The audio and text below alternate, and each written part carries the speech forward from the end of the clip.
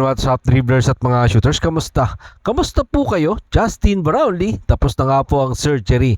Kamusta nga ba ang lagay ng kamay ni Justin Brownlee? At Gilas Pilipinas, possible scenario, kalaban ng Australia, Japan kung mabibigo sa unang pakikipagbakbakan. Yan nga po ang ating pag-uusapan, tatalakayin sa bidyong ito. Matapos po kung maglambing sa inyo ng isang like, share, comment down below, and don't forget to subscribe and hit that notification bell button para lagi po tayong updated sa ating pong mga video at lahat po ng ating shoutout nasa dulong bahagi po ng bidyong ito. Sa wakas, natapos na nga po ang pag-aantay, sumailalim na sa operasyon si Gilas naturalized player at Barangay Ginebra San Miguel resident import Justin Brownlee para sa kanyang dislocated right thumb na nakuha niya laban sa PBA Commissioner's Cup final sa bakbakan ng Tointex Tropang 5G at Barangay Ginebra San Miguel. Sa isa nga pong mapagkakatiwalaang source mula sa Barangay Ginebra San Miguel ang nagsabi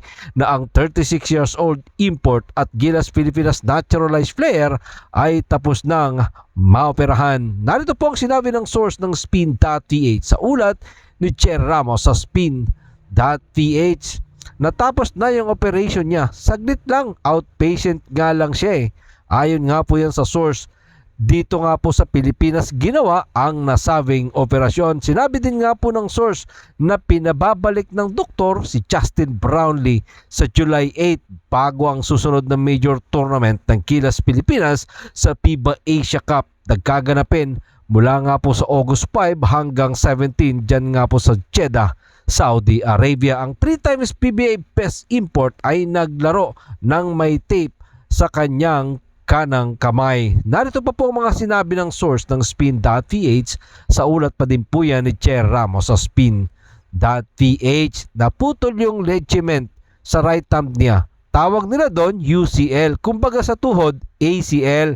Naputol din yung ligament kaya yung thumb niya heavily tape kasi kapag inalis mo yung tape, laylay yung daliri. Yan nga po ang sinabi ng source ng Spin.ph mula sa Barangay Ginebra San Miguel, and hopefully sana pagdating nga po ng FIBA Asia Cup this coming August 100% na makakalaro etong ating naturalized player na si Justin Brownlee.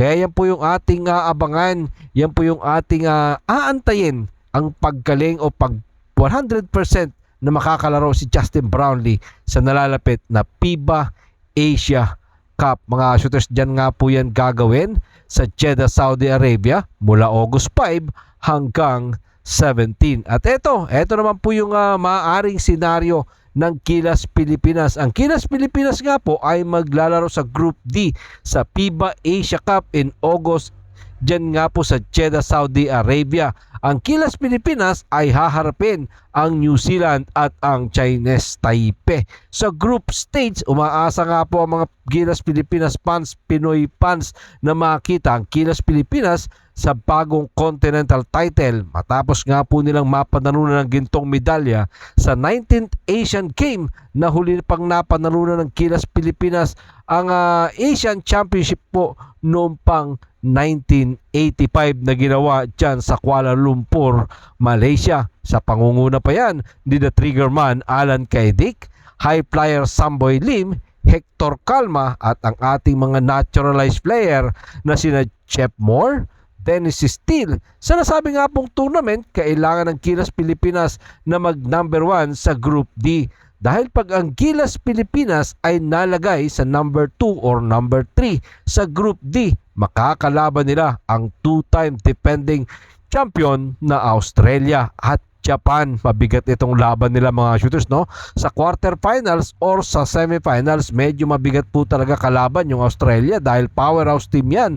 Imagine, world rank number 7 ito pong Australia. Ang Japan na pwede ding tuminahin ang Group B. So dapat sa group stage pa lang ng Gilas Pilipinas ay mag number 1 na po ang ating pambansang kupunan para iwas sa tinatawag na group of death. At kung ang mag-top seed naman po itong ating Gilas Pilipinas sa Group D, makakalaban naman natin dyan ang number 2 sa Group B at number 3 sa Group A. na posibleng makakalaban ay ang mga kupunan ng Korea, Qatar, Lebanon at Iran. Although mabigat pa din, pero mas nakikita po natin na malaki ang ating chance sa nasabi pong bakbakan. Pero tulad ng aking nasabi, malaki po ang tiwala natin at umaasa tayo dito sa ating pambansang kupunan ng Gilas Pilipinas na kaya din naman nilang tuminahin ito pong Asia.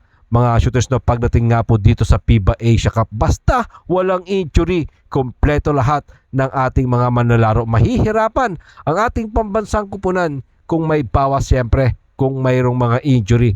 Most especially, ito nga pong inaasahan natin na naturalized player na si Justin Brownlee, and hopefully again, si Kai Sotto ay makita natin by that time na 100% na makapaglaro para dito sa ating kupunan na Gilas Pilipinas. Yan po yung ating tutunghayan at taabangan sa mga darating na kompetisyon ng ating pambansang kupunan na Gilas Pilipinas this coming August, and hopefully mga shooters, no, sama-sama po nating ipagdasal na walang injury na sasabak itong ating Gilas Pilipinas para naman maging matikas ang ating pambansang kupunan. Maraming salamat po sa inyong panonood. Naman po ang inyong maging opinion.